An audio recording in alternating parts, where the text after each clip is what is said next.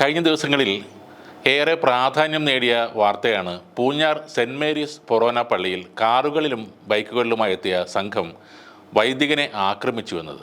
ഉച്ചയ്ക്ക് പള്ളിയിൽ ആരാധന നടന്നുകൊണ്ടിരിക്കെ കുരിശടിയിലും മൈതാനത്തും 15ഓളം വരുന്ന സംഘം വാഹന അഭ്യാസ പ്രകടനം നടത്തിയിരുന്നു. വലിയ ശബ്ദം ഉയർന്ന് കുർബാന തടസ്സപ്പെട്ടതോടെ ഫാദർ ജോസഫ് ആറ്റുചാലിൽ ഇവരെ തടയുകയും അവരോട് പള്ളി മൈതാനത്ത് നിന്നും പുറത്തു പോകാൻ ആവശ്യപ്പെടുകയും ചെയ്തു. പിന്നീട് ഈ കേസിൽ പ്രതികൾ ഉപയോഗിച്ച 8 കാറുകളിൽ 6 എണ്ണം പോലീസ് കസ്റ്റഡിയിലെടുത്തു. സംഘത്തിൽ 25-ലധികം വിദ്യാർത്ഥികളാണ് ഉണ്ടായിരുന്നത്. അറസ്റ്റിലായവരിൽ 8 വിദ്യാർത്ഥികൾ പ്രായപൂർത്തിയായവരും മറ്റ് 2 പേർ പ്രായപൂർത്തിയാകാത്തവരുമാണ്. എല്ലാ ആൺകുട്ടികളും +2 വിദ്യാർത്ഥികളായിരുന്നു. അവരുടെ ബൈക്കിൻ്റെ ഹാൻഡിൽ ഈ വൈദികൻ്റെ ദേഹത്ത് ഇടിച്ചതാണ് ഈ സംഭവത്തിന് കാരണം. അവർ സ്കൂളിലെ വിടവാങ്ങൽ പാർട്ടിക്ക് ശേഷം ആഘോഷിക്കാനാണ് ആ പള്ളി ഗ്രൗണ്ടിലേക്ക് എത്തിയത്. എന്നാൽ ഈ സംഭവം പ്രചരിച്ചത് ഒരു തീവ്രവാദ ആക്രമണം എന്ന രീതിയിലാണ്. പള്ളിയിലെ വികാരിക്കെതിരെ അന്യമതസ്ഥർ നടത്തിയ ആക്രമണം എന്ന രീതിയിലാണ് പലരും ഈ വാർത്ത കൊടുത്തത്. വരാനിരിക്കുന്ന പാർലമെൻറ്റ് തെരഞ്ഞെടുപ്പോടെ വിവിധ രാഷ്ട്രീയ പാർട്ടികൾ ഈ വിഷയം ഏറ്റെടുത്തു. കുറ്റവാളികൾക്കെതിരെ നിർണായകമായ നടപടികൾക്ക് വേണ്ടി അവർ വാദിച്ചു. പള്ളിയുടെ സ്വത്തിൽ അതിക്രമിച്ച് കയറി വൈദികനെ ആക്രമിക്കുന്നവർക്കെതിരെ കർശനമായ നടപടി സ്വീകരിക്കണമെന്ന് Kerala Congress M chairman Jose K മാണിയും കേരള കോൺഗ്രസ് നേതാവ് ഫ്രാൻസിസ് ജോർജും ആവശ്യപ്പെടുകയും ചെയ്തു.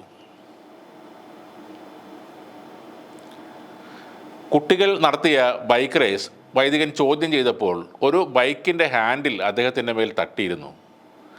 അതാണ് പിന്നീട് ക്രൂരമായ ആക്രമണമായി മാറിയത്. ആ കുട്ടികളുടെ മതം നോക്കി അവരെ ജിഹാദി കുഞ്ഞുങ്ങളാക്കി മാറ്റി. സ്കൂളിലെ എക്സാം കഴിഞ്ഞുള്ള വിടപറയൽ ചടങ്ങിൻ്റെ ഭാഗമായി നടന്ന ആഘോഷവും ഫോട്ടോ എടുക്കൽ പരിപാടിയുമാണ് ചിലർ ഭീകര ആക്രമണം ആയി ചിത്രീകരിച്ചത്. സംഭവം അറിയാവുന്ന പലരും പേടിച്ചിട്ട് തന്നെയാകും ആ കുട്ടികളെ സപ്പോർട്ട് ചെയ്യാൻ പരസ്യമായി രംഗത്ത് വരാത്തത്. കാരണം വാർത്തകൾ വരുന്നത് ക്രിസ്തീയ പുരോഹിതനെതിരെ ജിഹാദി കുട്ടികളുടെ ആക്രമണം എന്ന രീതിയിലായിരുന്നു. കഴിഞ്ഞ ദിവസം വരെ ക്ലാസ്സിലിരുന്ന് പഠിച്ച കുട്ടികൾ ഒരു ബൈക്ക് റേസോടെ തീവ്രവാദികളായി മാറുകയാണ്. അവിടുത്തെ അധ്യാപകർക്ക് ഇത് ചോദ്യം ചെയ്യാനുള്ള നട്ടെല്ലില്ലാതെ പോയതാണ് ഏറ്റവും വലിയ പ്രശ്നം. തങ്ങൾ പഠിപ്പിക്കുന്ന ഈ വിദ്യാർത്ഥികൾ സാധാരണ കുട്ടികളാണെന്നും അവരെ ഇത്തരത്തിൽ മോശമായി ചിത്രീകരിക്കരുതെന്നും വിളിച്ചു പറയാനുള്ള തൻ്റെ ഇടം അവർ കാണിച്ചില്ല. ഇപ്പോൾ ആ കുട്ടികൾ സ്കൂൾ കുട്ടികൾ റിമാൻഡിൽ കഴിയേണ്ടി വന്നു. സെക്ഷൻ 307 പ്രകാരം വധശ്രമമാണ് അവരുടെ പേരിൽ ചാർജ് ചെയ്തിരിക്കുന്നത്. ഇതിനെല്ലാം കാരണം ഒന്നാണ്: വർഗീയത. സ്കൂൾ കുട്ടികളെ പോലും മതത്തിൻ്റെ പേരിൽ ശത്രുക്കളായി കാണുന്ന, അവരെ തീവ്രവാദി എന്നിവരെ മുദ്ര കുത്തപ്പെടുന്ന ഭൂരിപക്ഷ വർഗീയത. ഒന്ന് ആലോചിച്ച് നോക്കുക.